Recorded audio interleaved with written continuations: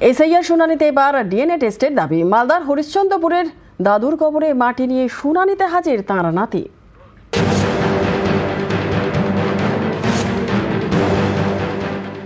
দাদুর কবরের মাটি নিয়ে বারবার দাদা হয়রানি করছে, হয়রানি বলে এইরকম তো চেক হচ্ছে না, আমার দাদুর ডিএনএটা চেক করা হোক।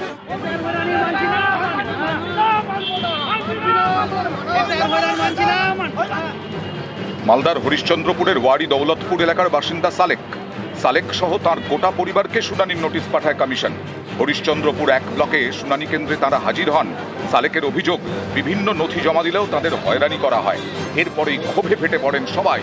সালেকের দাবি, তারা ভারতের নাগরিক, একাধিক নথি দেওয়ার পরেও তাদের হয়রান করা হচ্ছে।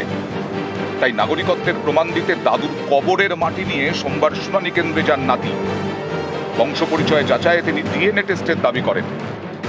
দাদুর কবরের মাটি নিয়ে বারবার দাদা হয়রানি করছে, হয়রানি বলে এইরকম তো চেক হচ্ছে না, আমার দাদুর ডিএনএটা চেক করা হোক। আমার দাদু বাংলাদেশি না এখানে ইন্ডিয়ার আছে না পাকিস্তানের আছে, এই কবরের মাটিটা চেক করলে তো বোঝানো যাবে তো কোথাকার আছে ওর দাদু। বারবার নোটিশ আসছে, কিছু বলছে না, এরা রিসিভও দিচ্ছে না।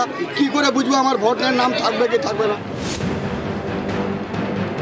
এটা থেকে আপনি প্রমাণ পাবে মানুষ কিভাবে আতঙ্কিত হয়েছে। ওর দাদুর মাটির কবরে নিয়ে আসে ওর ওই যে ভারতীয়তা প্রমাণ করার জন্য। ভোট কিন্তু নির্বাচন কমিশন দিবে না, ভোটের সময় ভোট দিবে কারা?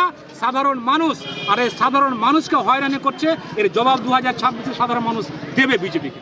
কোর্ট থেকে নোটিশ আসলে মানুষ কোর্টে যায় কিনা, তেমনি নোটিশ দিয়েছে, আপনি কাগজপত্র জমা দিয়ে দেন, আপনার কাজ হয়ে যাবে। এই যে মাটি নিয়ে এসে এগুলো যে করছে, অশান্তি সৃষ্টি করার একটা পরিকল্পনা হচ্ছে। ওরা যত নোংরামি করবে তত ওদের পক্ষেই ক্ষতি আছে। 2026 ভোট আছে, এই ভোটের সময় তাকে জবাব দেবে।